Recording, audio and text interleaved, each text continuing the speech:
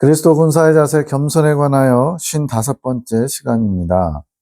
22년 4월 25일 창조계시기도 송원장님, 당신의 아름다운 계획들을 알려주셔서 감사합니다. 저희의 마음이 이제는 우리에게 주신 축복에만 머무르지 않고 당신이 이루실 사역에 머무르며 당신의 뜻을 이루는 것에 충성을 다하겠습니다. 이제 어린아이 신앙 또 아직 덜 성숙한 사람은 축복받는 거, 주님께서 좋은 거 주시기만을 구하는데, 이제 그에 더 나아가 당신께서 원하시는 맡겨주신 사역에 우리의 마음을 두고 당신의 뜻을 이루는 것에 충성을 다하겠다고 더 성숙한 기도를 올려드린 거죠. 그것이 당신께 받은 축복에 감사하는 것이며 당신의 은혜에 대한 보답인 것 같습니다. 당신의 사역을 위해 택함받은 그것 하나만으로도 당신께 충성해야 할 이유이며 다른 영혼을 품어 그 영혼을 당신께 드려야 합니다. 예수님께 구원받은 것 그거 하나만으로도 감사하죠.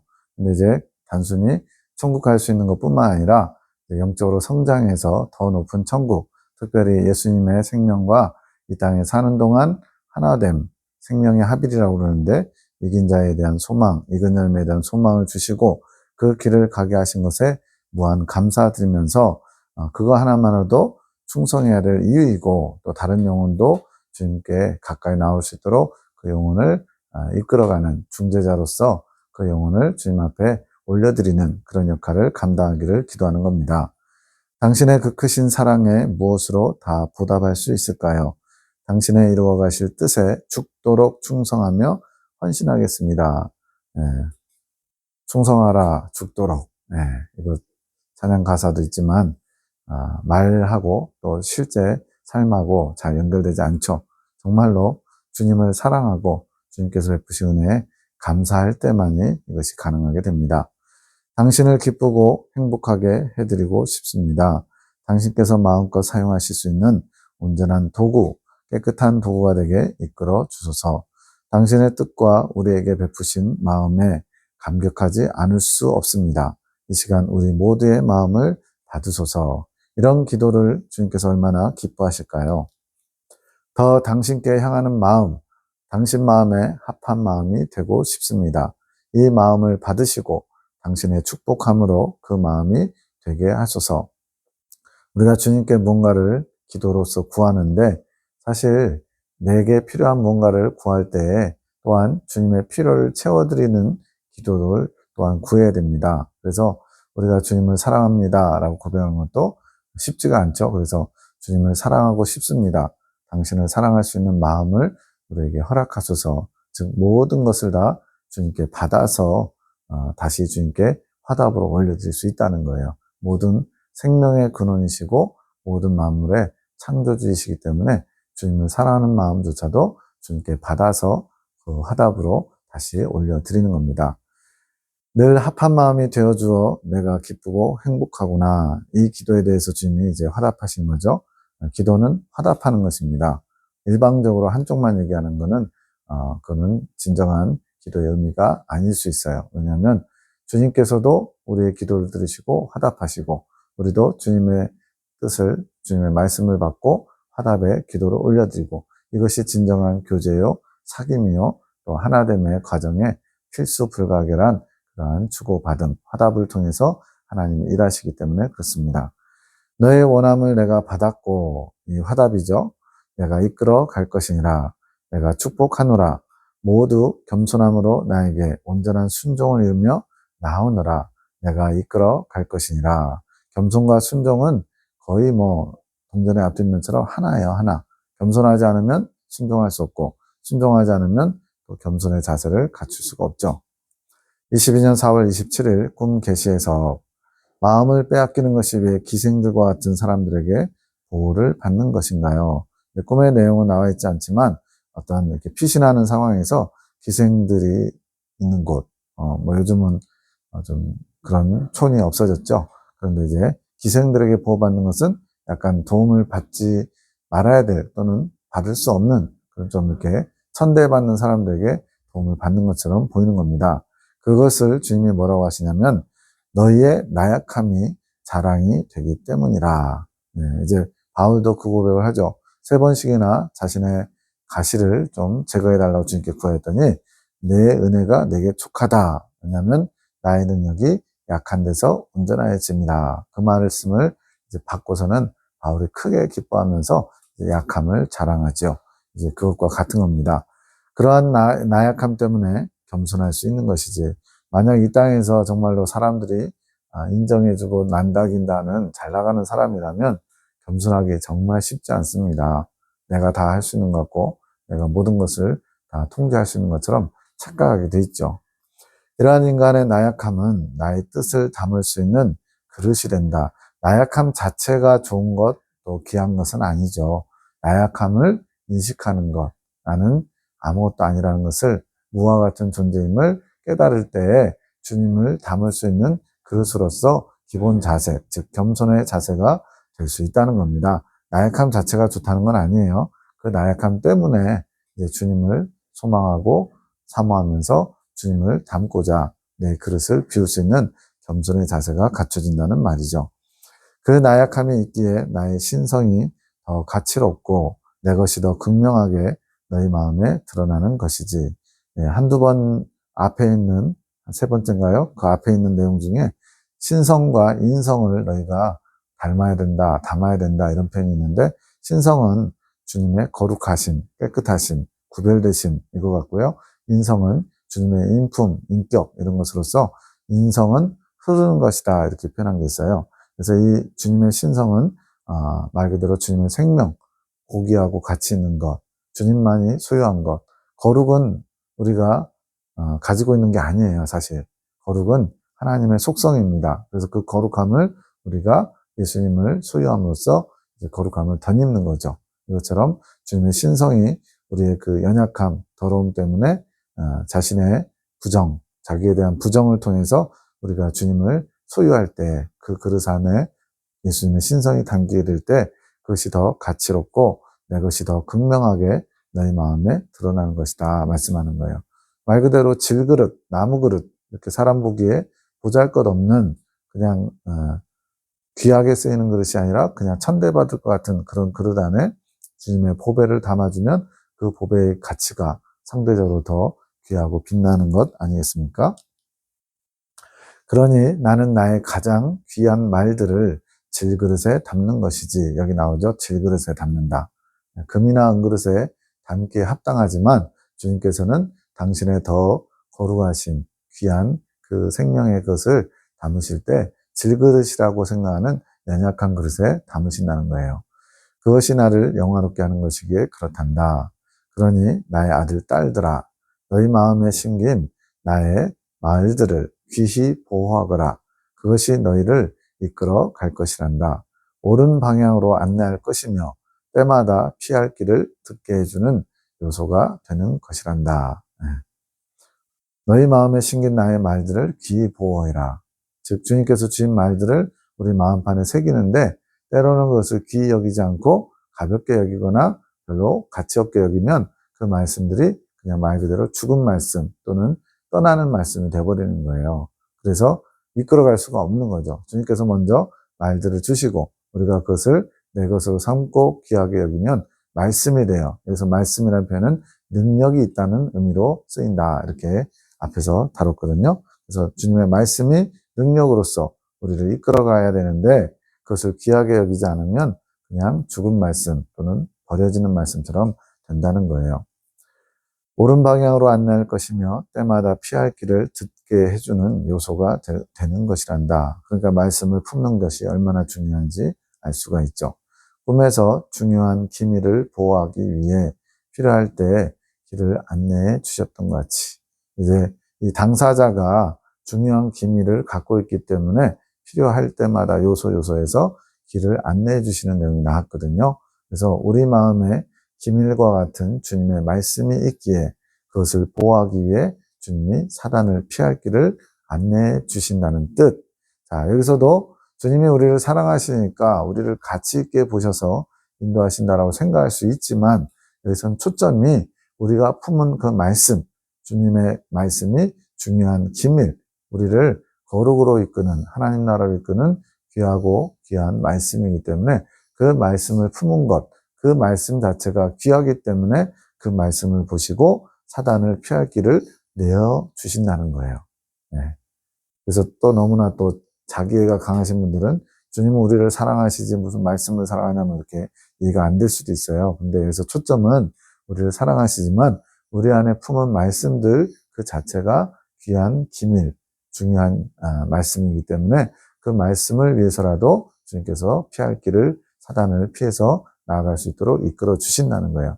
그래서 여기서 초점은 그러한 주님의 말씀들을 귀하게 여기면 그 말씀이 사단을 피할 수도 있게 하고 또 길도 찾아서 나아갈 수 있게 도와주신다는 의미로 받으시면 되겠습니다. 그 기밀과 같은 말들이 해야 할, 즉 목적이 있기 때문에 자, 가치를 부여받은 나의 영혼들아, 가치를 부여받았다. 우리는 아무짝에도 쓸모없는 존재였잖아요. 지옥 백성이었고, 근데 주님께서 이제 그 생명을 살리시고 천국으로 인도하시면서 가치를 부여하셨어요. 이것 또한 주체가 주님이십니다. 그러니 너희가 더 힘써야 하지 않겠느냐. 너희가 이제 이전처럼 동일하게 너희를 위한 삶이 아니라 이제는 내 뜻을 받들어서 내가 이끄는 대로 내가 이루고자 하는 그런 사명들을 감당하기 위해서 더 힘써야 되지 않겠느냐 이거죠. 나의 말을 보호하기 위해서 주님이 주신 그 말들, 가슴을 품은 말들을 사단에게 마음을 빼앗기지 말라는 의미. 네. 사단에게 마음을 빼앗긴다는 것은 주님이 주신 말들이 땅에 떨어지는 것, 버려지는 것, 네. 마음에서 지워지는 것이죠. 그러나 너희의 나약함을 방패로 삼지 말고, 이건 무슨 말이냐면 이제 우리가 주님 저는 나약합니다, 부족합니다, 부끄럽습니다. 이것이 마치 입에 발린 것처럼, 그래서 입에 발렸다는 것은 타성에 젖어가지고 물론 나약함을 고백하고 주님의 도우심을 청하는 자세는 필요한 것이고 좋은 것이에요. 그런데 그래서 방패로 삼지 말라는 건 뭐예요? 그것을 마치 당연한 것처럼 계속적으로 난 부족하니까 이 부족한 모습 이대로 그냥 인정해 주시죠. 약간 그런 느낌? 네. 그래서 그것을 마치 어떤 가지고 있는 어떤 재산처럼 소유물처럼 그것을 자꾸만 방패처럼 나는 연약하니까 어쩔 수 없잖아요. 나는 연약해서 당신의 사명을 감당할 수 없어요. 이런 식으로 변명하고 핑계 삼는 그런 걸 삼지 말라는 거죠. 도리어 그것을 나의 은혜를 구하는 겸손의 도구로 자랑 삼아라. 네. 사도 바울도요. 연약한 데서 나의 능력이 온전해진다는 그 말씀을 깨닫고는 그 연약함을 크게 기뻐하면서 자랑했죠. 네. 이게 은혜를 구하는 겸손한 자세입니다. 이런 방법으로 나의 나약함을 해야지 나는 어쩔 수 없는 사람이에요. 나한테 기대하지 마세요. 나한테 뭔가 요구하지 마세요. 이런 식으로 방패 삼듯이 하지 말라는 겁니다. 그래서 겸손한 자가 나의 뜻을 가장 많이 담는 것이란다. 많이 담는다라는 표현 때문에 우리의 심령의 그릇이 크다. 주님의 것을 많이 받을 수 있기 때문에. 근데 그것이 뛰어난 자, 뭐 금그릇, 은그릇 이렇게 그릇 자체가 대단한 사람이 많이 품는 게 아니라 겸손한 사람, 자신의 연약함을 인식하고 주님께 나아가는 겸손한 자가 주님의 말씀들을 많이 품게 된다는 거죠. 각자의 영혼의 빛깔이 다르듯이 각자의 사명이 같지 않겠으나 나의 뜻을 귀히 여기며 담을 줄 아는 자가 되어야 하느니라. 네. 주님께서 이끌어가시는 방식이 다 달라요. 마더 테레사는 깨끗한 빈민굴에서 죽어가는 사람들을 돌보면서 성화되었고요. 마틴 루터나 칼빈이나 이런 사람들은 종교개혁을 통해서, 또 가톨릭의 수도의 창립자들은 수도적인 삶을 통해서, 은둔의 삶을 통해서 주님께 나아갔습니다. 이렇게 사명이 다르지만 중요한 거는 포인트가 주님의 뜻을 귀히 여기고 그것을 그릇에 담을 줄 아는 자. 이거는 공통이라는 거예요. 각자 표출되는 사명을 감당하는 방식은 달랐지만 공통된 것은 주님의 뜻을, 그래서 뜻은 그들을 향하신 주님의 뜻, 즉 그들에게 주신 사명, 그들을 이끌어가시는 주님의 방법이겠죠. 그런 것들을 귀히 여기면서 담을 줄 아는 자가 그렇게 주님의 이끄심을 받아 사명을 감당할 수 있다는 거죠. 그것이 내 권면이니라. 가방을 잘 간수하려는 마음을 잘 유지하거라. 가방은 나를 담는 그릇과 같은 도구였어요. 주님을 담는 가방. 그것은 이제 우리 심령이죠. 그래서 마음을 지킬 만한 것보다 더욱 마음을 지키라고 말씀하는 겁니다. 그것이 중요하단다 내 딸아. 22년 4월 28일 새벽 1시 20분 나는 복된 자. 이제 송 원장님이 영감으로 이제 본인에 대해서 이야기한 겁니다. 주님의 이끌림을 받을 줄 아는 자. 성령의 이끄심을 받는 삶에 대해서 지금 계속 계시에 초점이 맞춰져 있어요. 그래서 이 채널의 이름도 성령의 이끌림을 받는 사람들 채널이죠. 이끌림을 받지 않으면 우리가 주님께 한 걸음 나아갈 수 없습니다. 믿음이 뭐냐? 믿음이란 우리 안에 주신 성령님의 이끄심을 잘 따라가는 게 믿음의 삶이에요. 주님의 시선에서 주님의 이끌림을 받을 줄 아는 자가 가장 복된 자. 주님 보시기에 가장 복된 자가 누구냐? 돈 많고 세상에서 잘 나가고 사람들이 믿음 좋다고 인정해주고 이런 사람이 복된 자가 아니라 주님의 이끄심을 잘 받는 사람이 복되다는 거예요. 왜 그럴까요? 주님의 뜻을 이루는 자이기 때문에 그렇습니다. 영적인 감각과 겸손으로 이루어가는 것. 이 두 가지가 중요하다는 거예요. 영적인 감각은 뭐냐? 영감과는 다른 건데 성령의 이끄심을 볼 수 있는 감각. 즉, 내 안에 지금 성령님이 계시는데 그 성령님이 나를 어떻게 이끌어 가실지 아는 사람들은 극히 드물다는 겁니다. 그냥 성경에 기록된 대로 또 내가 기도해 보니까 감동이 오는 대로 그냥 그렇게 주님의 뜻이 이거겠지라고 막연히 생각하면서 선택하는 사람들이 많아요. 그런데 여기서는 성령의 이끄심을 따라 성령께서 이끄시면 따라가고 성령이 침묵하시면 멈추고 또 성령께서 아무런 반응이 없으면 인내하면서 기다리고 이런 자세를 가진 사람, 이런 사람을 영적 감각이 발달한 사람이라고 얘기하는 거예요. 그래서 제가 이거는 꺽쇠 표시는 제가 개인적으로 달아놓은 거예요. 지속적인 거. 즉 성령의 이끄심이 한 번으로 끝나지 않고 계속적으로 가는 건데 이것을 지속적으로 그 감각을 유지하는 거예요. 영감하고는 어떻게 다르냐? 제가 감동받은 것은 영감은 순간적으로 어떤 하나님께서 뭘 원하시는지 순간적으로 깨닫는 건데 이거는 계속적으로 되어야만 그래서 영적 감각이 살아있는 거죠. 이러한 영적 감각이 있어야 되고 또 하나는 겸손. 왜냐하면 성령의 이끄심을 영감으로 영적 감각으로 알았어요. 근데 문제는 알지만 순종해야 하는 실천하는 것은 또 다른 문제거든요. 아, 주님이 이렇게 이끌기 원하시는구나 라고 해놓고는 안 따라가면 아무 의미가 없죠. 그래서 성령의 이끄심에 순종하는 자세가 즉 겸손으로 이루어져 있다는 거죠. 이것이 주님의 뜻을 이루는 겁니다.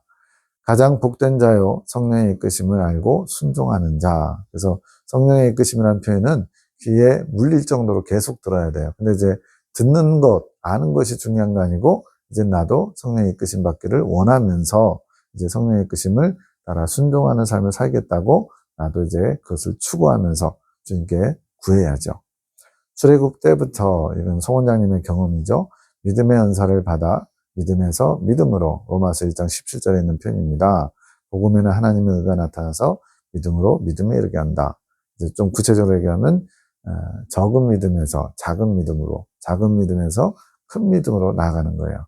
또 더 큰 믿음으로 나아가게 하심. 그래서 이 큰 믿음은 이긴 자가 가진 믿음입니다. 22년 4월 30일 하늘군대 기도 애녹자매가 합니다. 주님, 저희를 하나로 묶으심을 감사드립니다.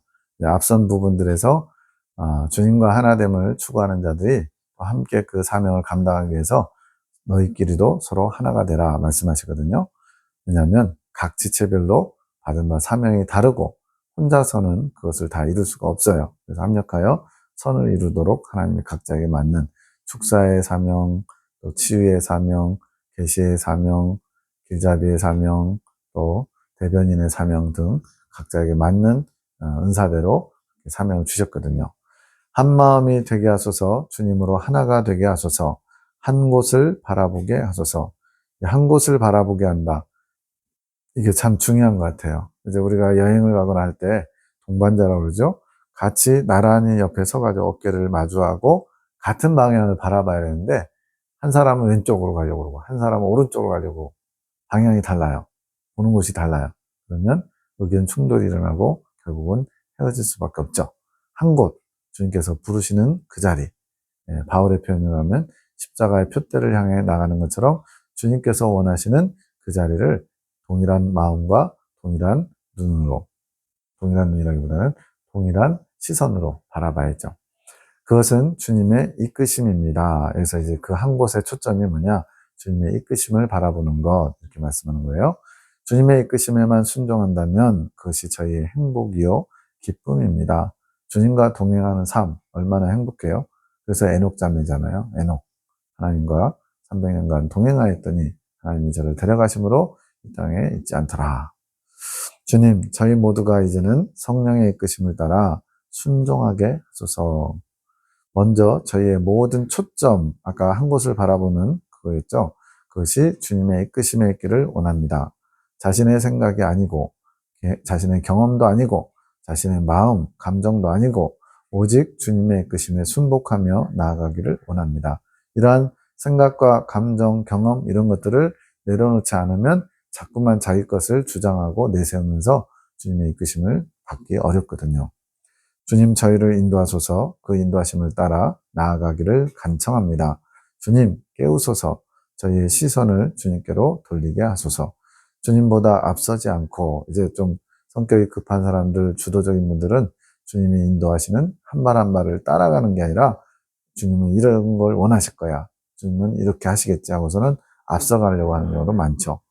딴 길로 돌아가지도 않고 오직 주님이 걸어가신 그 한 걸음을 저희가 한 마음으로 따라가기를 원합니다. 주님께 나아가는 길은요, 여러 갈래예요. 본인이 선택하기도 하고, 때로는 주님이 허락하셔서 돌아가기도 합니다. 그러나 할 수 말씀은 직선 코스로 가는 것이 가장 좋습니다. 그래야 받을 수 있는 신령한 복들이 훨씬 많죠. 오늘 이 시간 저희를 축복하소서. 주님의 축복으로 저희의 발걸음이 더욱 주님만을 향하게 축복하여 주소서. 내 딸아 내가 기쁘다. 주님께서 이제 기도를 받으시고 화답하시는 거예요. 나의 마음을 알아주는 너희가 있어 내 마음이 심히 기쁨을 누리는구나. 주님의 마음을 몰라주는 사람들이 대부분이라는 겁니다. 기독교인들이 주님을 믿는다지만 자기가 만든 하나님은, 자기가 원하는 주님을 믿고 있는 거예요. 주님은 이러셔야만 되고 내 필요를 채워주는 분 정도? 거의 뭐 돈 벌어오는 남편처럼 여긴다. 이런 식으로 주님이 표현하시기도 했습니다. 우리는 이제 주님과 사랑의 교제, 화답하는 그런 관계를 이루어야 돼요. 나는 수많은 거절 속에서 너무나 큰 고통을 받고 있단다. 그 고통이 단만마의 고통과 같은 것이다. 비명 같은 거죠.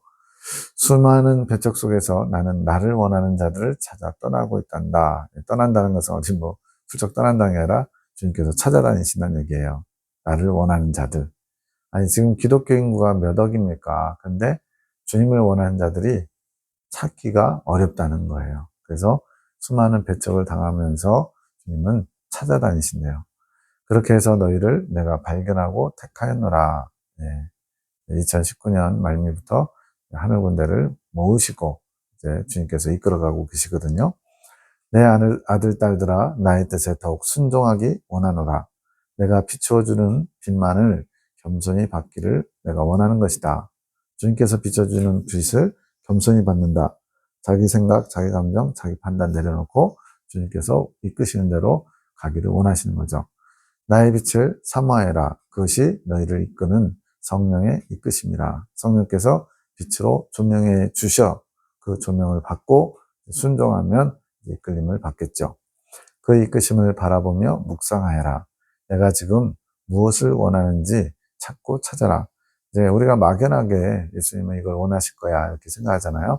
주님은 각자 개개인에게 맞게끔 맞춤 서비스죠. 각자 각자를 성령께서 가장 시의적절한 방법으로 이끌어 가시거든요. 그것을 잘 봐야만 주님의 뜻에 부합한 삶 그리고 주시는 사명을 잘 감당할 수 있습니다. 그래야 할 때 나의 이끄심을 나의 빛을 보게 될 것이며 발견하게 될 것이니라. 그것이 너희의 기쁨이 될 것이고 순종으로 나에게 응답할 때 큰 기쁨을 누리게 될 것이니라. 오늘날 웃을 일 많지 않고 기뻐할 일 많지 않잖아요. 나오잖아요. 순종으로 나에게 응답하면 큰 기쁨을 누리게 된다. 주님께 순종했더니 주님이 큰 기쁨으로 갚아주신 거죠. 나는 평강이라. 기쁨과 평강, 이것은 주님과 관계가 잘 유지되고 있음을 나타내는 중요한 단어들입니다. 내가 지금 평강과 기쁨을 누리고 있을 때 그것이 잘 가고 있다는 징표인 거예요. 평강의 왕의 길을 너희 모두가 함께 걷기를 내가 축복하노라. 사랑한다. 22년 5월 5일 창조계시기도 송원장님. 이제 주님께 기도하는 내용 나와 있지 않고 주님의 화답이 나와 있네요. 나를 사랑하기 원하는 그의 마음을 내가 안다. Y 목사님 누구라고는 안 나와 있지만 주님께 기도했던 어떤 목사님이 계신가 봐요. 그 남자분 목사님의 마음을 주님이 아신대요. 그 마음은 내가 받아 간직하고 있다. 우직한, 주님을 향해서 우직한 건 좋은 거죠. 우직한 그의 성품에 나를 향한 아름다운 마음은 잘 보관하고 있으며 주님께서 품고 계시다는 거예요. 우리가 주님께 올려드린 것들도 지금 다 주님이 알고 계시고 품고 계시다고 생각하시면 됩니다. 그 외의 마음은, 그 우직한 마음은 주님이 잘 보관하고 있지만 문제는 그 외의 마음, 뭔가 주님 보시기에 부족함이 있나 봐요. 그래서 부서짐이 필요하기에 겸손한 자리, 겸손으로 다듬으시는 환경에 처하게 한 것이다. 주님께서 부수기 위해서, 새롭게 하기 위해서. 그것으로 인해 나에게 오던 우직함의 용기가 꺾인 것이지. 약간 무소의 불처럼 혼자서 가라 이런 소설도 있었잖아요. 근데 그런 우직함으로 열심히 주님께 나가던 그 용기가 이런 겸손의 자리, 즉 거치고 사는 환경 가운데 꺾였대요. 순간적으로 마치 낙심이나 이런 걸로 나가지 못하는 것처럼 된 거죠. 그러나 그것은 나의 사랑이라 주님께서 버리신 게 아니고 사랑의 다른 표현이라는 거죠. 내가 더 크게, 더 아름답게 나의 사랑을 발견한 자로 세우기 위함이라. 더 발전시키기 위해서 그런 환경 허락하신 거래요. 잘 인내하며 왔노라. 이제는 내가 다시 그를 일으키리라. 내 사랑으로 다시 일으켜 내 품에 안으리라. 이거 우리 모두에게 하신 말씀입니다. 내가 그를 위로하리라. 그의 눈물을 닦아주리라. 굉장히 힘든 환경이었나 보네요. 때로는 내가 거하지 않는 것 같은 외로움으로 주님을 믿는다 하면서 또 주님의 종으로 있는데 주님이 없는 것처럼 주님께 버림받은 것 같은 그런 상태가 되면 얼마나 외롭고 힘들겠어요. 정말 괴롭겠네요. 괴로운 신경 가운데 놓여 있었다. 누가 그 마음을 알리요. 근데 나는 안다. 모든 것이 나의 사랑 가운데 내가 함께하기 위한 나의 계획이었노라. 이걸 우리에게 적용하면 어떻게 될까요? 우리 삶 가운데 나름대로 열심히 신앙생활 한다고 했는데 어느 순간 회의가 드는 겁니다. 나는 지금까지 무엇을 위해서 이렇게 열심히 달려왔을까? 지금까지 달려온 것이 잘한 것인가? 또 앞으로 내가 가야 되는 길은 약속이 보장된 약속의 길인가? 이런 어떤 의심, 의구심 이런 것이 들 때에 여기 나온 말씀들이 위로가 될 겁니다. 누가 나의 마음을 알리요. 그러나 주님이 아신다. 모든 것이 주님의 사랑 가운데 주님이 함께 하시려고 계획하신 것이었구나. 이런 깨달음이 오면 얼마나 감동되겠어요. 아들아, 너는 종의 입장보다 아들의 마음으로 나에게 나오지 않았더냐. 네. 여기서는 이제 종의 입장도 필요하고 아들의 입장도 필요한데 여기서는 아들의 입장으로 나오는 것이 주님께 현재 이 상황에서는 합당하다는 거예요. 너의 모든 것을 벗고 어떤 모든 것이냐면 종의 입장에서 가졌던 틀. 종은 주인에 대해서 어려워하겠죠. 그리고 어떤 주님을 향해 주인을 향해서 뭔가 이렇게 더 적극적으로 나아가기가 쉽지 않습니다. 신분의 차이가 있기 때문에 그처럼 그런 스스로 만든 틀을 벗고 나에게 나오너라. 아들로서 나오라는 거죠. 아버지인 나에게로 오너라. 내가 너를 감싸주리라. 나는 너의 우직함 속에 우직한 게 주님 앞에는 가장 받으실 만한 모습이었나 봐요. 나를 향한 어린아이와 같은 마음, 나로 인하여 기뻐하고 모든 것을 가진 것처럼 만족해하는 그 마음을 사랑하느니라. 이런 좋은 마음이 있었는데 지금은 약해졌거나 잊혀졌거나 그래서 다시 그 마음을 회복하라는 거죠. 어린아이 같은 마음, 순수한 마음. 너의 우직함이 그 아름다움을 빼앗아 가는구나. 아까 우직함 좋은 거라고 그랬는데 이 우직함이 너무 지나쳐가지고 종의 자세만 취하고 어린아이처럼 순수하게 그냥 주님의 사랑과 주님의 은혜를 의지하면서 나오지 못하게 하는 것이 되기도 한다는 거죠. 너는 나의 아름다운 자니라. 나를 사랑하는 너의 마음을 담은 가슴으로 나오노라. 내가 너를 사랑하며 설레는 마음을 준비하며 기다리겠노라. 주님께서 와인 목사님이라는 분을 참 사랑하시면서 지금은 순간적으로 풀이 죽고 뭔가 약해져 있지만 다시 회복시켜서 내게로 이끌겠다는 당신의 뜻을 나타내고 계십니다. 22년 5월 16일 할아버지, 이제 에녹자매에게 할아버지거든요. 할아버지 송장로님 또한 더욱 열심을 내어 주님의 말씀을 사모하기 원하신, 열심을 더욱 내라. 어떤 거예요? 주님의 말씀에. 그래서 주님의 말씀은 성경도 포함하지만 여기 계시를 통해서 주시는 직접적인 말씀들을 사모하시라는 거예요. 할아버지의 1순위가 이 말씀, 여기 계시를 통해서 직접적으로 주시는 말씀에 있기를 원하심. 이 말씀들을 통해 할아버지의 눈이 열리게 하실 계획, 뭔가를 봐야 된다는 거죠. 주님의 마음을 알 수 있는 눈이 열리게 해준대요. 주님의 마음을 알아야 많은 일들을 하실 수 있으신, 송장로님의 주님을 향한 특심이 있거든요. 주님의 뜻이라면 물질이든 몸이든 수고를 아끼지 않고 다 드리기를 원하는 아주 좋은 마음이 있으신데, 문제는 주님의 마음을 알아서 주님께서 원하시는 헌신이어야 되는데, 그렇지 못하면 완전 헛수고는 아니지만 얼마나 엉뚱한 그런 수고가 되겠어요. 그래서 온전히 100% 주님이 받으실 만한 수고와 헌신, 사랑을 드리려면 주님의 마음을 잘 알아야죠. 아직은 주님의 마음보다 본인의 생각에서 나오는 것이 많이 있음.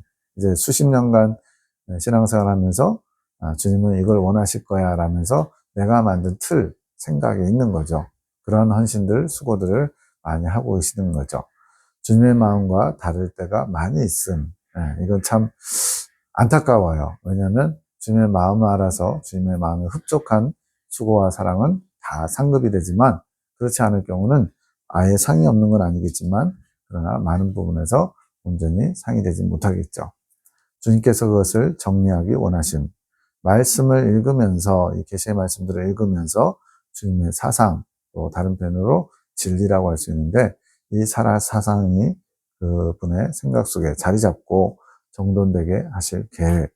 말씀을 읽으면서 할아버지의 생각과 사상이 분리되어 버려지게 하실 것. 광야한당 과정의 가장 중요한 핵심이 내 나중심적인 생각과 사상을 버리는 거예요. 왜? 이것이 하나님의 것을 받지 못하게 만드는 아주 중요한 담이거든요. 버려야 될 거예요. 이게 버려져야만 그 비워진 자리에 주님의 생각과 사상이 담길 수 있기 때문에 그렇습니다. 할아버지의 마음을 기다리고 계신, 본인이 하려고 하는 마음보다 주님께서 하실 것을 믿고 주님의 이끄심에 순종하고자 하는 마음을 기다리고 계신. 그러니까 열심을 내는 장면은 있는데, 모습이 있는데, 본인이 주도적으로 본인의 생각에 옳은 것을 하려고 하는 그것이 많다는 거죠. 이젠 그것을 내려놓고 주님의 이끄심에 순종하는 자세, 이것이 필요하다는 겁니다. 아직은 할아버지 본인의 열정이 있으신, 열정은 좋은데 본인의 열정은 뭐예요? 내가 옳다고 하는 것에 열심을 내는 거예요. 그것은 주님이 원하시는 게 아닌, 주님의 말씀에 초점을 두어 열심을 내기 원하심. 주님의 말씀에 초점, 주님께서 뭘 원하시는지 주님의 마음을 알아서 거기에 열심을 내야죠. 그것이 주님의 뜻에 열심을 내는 것. 그것이 충성된 자의 자세이고 겸손한 자의 자세인 것. 이제 이거는 영음으로 들었는지 그런 것 같아요. 이어 붙이는 땜질 아시죠? 땜빵 이런 표현 나는데, 이것이 시작돼야 됨, 뭔가를 이어야 된대요. 이 작업은 주님을 원하는 마음에서부터 시작되는 거. 땜질이 필요한데 주님을 원하는 마음이 있을 때에 시작할 수 있대요. 자기 뜻의 원함이 아니라 주님의 뜻을 받을 준비가 되면 이 작업이 시작되는 것. 내 뜻을 내려놓고 포기하고 주님의 뜻을 받아서 하려고 하는 준비 자세. 그게 겸손이죠. 이게 필요하면, 이것이 되면 작업이 시작될 수 있대요. 그것이 주님께 초점을 두는 것이고, 주체가 주님께로 맞춰지는 거죠. 주님의 이끄심에 순종으로 따라가는 것. 주님의 이끄심에 순종으로 따라간다면 땜질 작업이 시작되는 것. 뭔가 이렇게 땜질은 구멍 난 거라든가 문제가 생긴 부분을, 이음새를 메꿔주는 건데, 아마 송장로님 마음속에 지금 이런 땜질이 필요한, 구멍난 것들을 붙여야 되는 땜질이 필요한데, 이 작업이 자기가 하고 싶은 땜질이 아니라 주님의 초점을 맞춰서 주님께서 원하시는 그 땜질을 받아야 된다는 것 같아요. 또 생각의 회로선, 이제 공학 쪽에 보면은 막 이렇게 회로도가 엄청 복잡하게 있잖아요. 생각의 회로가 있다는 거죠. 나의 초점이 주님께 맞춰져서 주님의 회로가 나의 회로가 되어야 됨. 그것이 생각이 하나가 되는 것. 자, 회로는 이제 복잡하게 선이 막 연결되어 있는데 중요한 건 어떤 전류가 흐르는 회로예요. 근데 어느 부분에서 끊기면 어떻게 돼요? 아무리 복잡하고 멋있게 설계했어도 아무 의미가 없어요. 소용이 없어요. 어느 한 부분이 끊기면. 그래서 이제는 나의 회로, 내가 생각하는 그런 회로가 아니라 주님의 회로가 되어야만 주님께서 하실 수 있는 일들이 있다는 거죠. 그 작업을 하실 때 그만큼 고통이 있음, 내 생각의 회로를 멈추고 주님의 회로로 바꿔야 되는 작업. 이거는 이제 고차가 된 사상, 자기 중심적인 거 오랫동안 딱 틀에 박혀 있는 게 강하면 강할수록 고통스럽겠죠. 쉽게 얘기하면 이제 연세가 막 70, 80 되신 분들 인생을 어떤 스스로 뭔가 개척하면서 열심을 내며 살아오신 분들은요, 자기만의 어떤 고집이 있잖아요. 그거 어떻게 꺾어요? 자녀들이 백날 매달려봐야 소용없습니다. 저희 아버지도 제가 세상에서 못 이기는 고집인데, 아무리 설명하고 아무리 논리 정연하게 말해도 들을 생각 안 하세요. 당신이 하고 싶은 거, 당신이 옳다고 여기는 것은 철석같이 믿고 그렇지 않은 것은 다 배척을 해버려요. 그렇기 때문에 그 작업이 참 어렵습니다. 그게 고통이 수반된다는 거예요. 뼈를 깎는 고통. 나의 생각의 회로를 멈추고 주님의 것으로 바꿔야 됨. 나의 것을 포기하고 주님의 뜻에 순종할 때에 그만큼 고통이 있는 것. 뼈를 깎는 고통. 지금 두 번이나 얘기하고 있죠. 이 뼈를 깎는 고통. 뼈를 안 깎아봐서 모르겠지만 생각만 해도 그냥 끔찍하죠. 살만 이렇게 깎아내도 엄청나게 아플 텐데 뼈를 깎는데요. 네. 관우 정도의 그 배포가 아닌다면 이 고통을 감당할 수 없는데, 그런데 주님의 사랑을, 주님의 그 은혜, 주님이 공급하시는 힘을 의지하면 감당할 수 있는 겁니다. 자아가 강할수록 그만큼 고통이 큰 것. 예, 아까 나왔죠? 고차가 된 사상, 자기 고집이 셀수록 이것은 쉽게 바뀌지 않기 때문에 뼈를 꺾는 것처럼, 뼈를 깎는 것처럼 고통이 따른대요. 주님, 고통이 너무 크면 어쩌죠? 아마 송 장로님에게 주신 말씀 같아요. 그러다 보니까 손주된 입장에서 고통이 너무 커서 감당 못하시면 어떡하죠? 이런 거죠. 그랬더니 이제 쉬운 방법이 있대요. 주님이 이끄시는 대로만 온다면, 성령의 이끄심 받는 거에 대해서 계속 강조하고 있죠. 이것을 잘하면 쉽게 버려질 수 있대요. 자기만의 생각의 회로라든가 이런 것들. 본인의 초점이 변화한다면 쉽게 버려질 수 있는 것. 그러니까 이것은 포기할 수 없어. 이것만큼은 내가 오라. 이런 자기 오름을, 자기 의를 빨리 내려놓을수록 쉽게 버려질 수 있다는 거죠. 말씀을 통해 그 일을 하시는 것. 사상개조. 광야연단 과정이 결국은 사상개조인 거예요. 나 중심적인 것에서 하나님 중심적인 것으로, 내가 원하던 것에서 하나님이 원하시던 삶으로 나아가야 되기 때문에 그렇습니다. 쉽게 버릴 수 있도록 눈이 열리게 하심. 내가 꽉 쥐고 있는 것이 쓸모없는 것이라고 깨달아진다면 상황이 되었을 때 쉽게 버릴 수 있게 됨. 그래서 상황이 되었다는 것은 연단받는 환경의 경우를 말하죠. 쓸모없는 것이면 누가 그걸 꽉 쥐고 있겠어요. 본인이 이렇게 어느 순간 길에서 1억짜리 뭔가 수표를 주었어요. 그래서 그거는 누가 볼까 꽉 쥐고 왔는데, 알고 보니까 수표는 다 1년 번호가 있어가지고 그 주인이 신고해버리면 쓸 수가 없는 거예요. 그럼 이건 쓰레기예요. 근데도 그거를 언젠가 쓸 수 있겠지 해서 꽉 쥐고 있으면 그건 어리석은 겁니다. 이것처럼. 그렇게 주님께서 말씀을 강조하신 것, 말씀을 통해서 이런 사상개조가 쉽게 이루어질 수 있다는 거예요. 왜? 말씀에 능력이 있기 때문에. 이것은 제가 이 말씀들을 오랫동안 접하고 또 정리하고 이렇게 나눌 때 이제 그것을 경험했기 때문에 저도 이 말씀을 100% 공감하면서 여러분에게 자신있게 권할 수 있습니다.